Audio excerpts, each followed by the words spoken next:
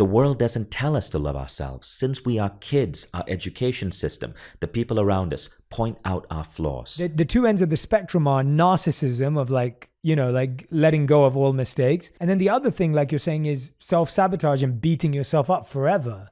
And you have these two polar opposites. And I think people get so scared that they're doing one or the other that they kind of avoid it.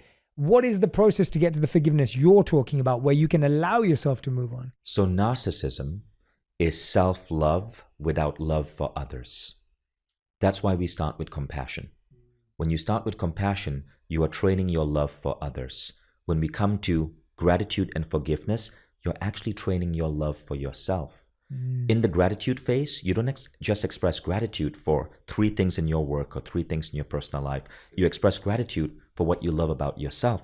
And that's because, why shouldn't we? The world doesn't tell us to love ourselves. Since we are kids, our education system, the people around us point out our flaws. Most people don't have a problem with self-love. They have a problem with self-pity, self-loathing, with not enough self-love. Now, when you come to the forgiveness stage, you further amplify your love for yourself. But remember, you're doing these phases after you express love for everyone else.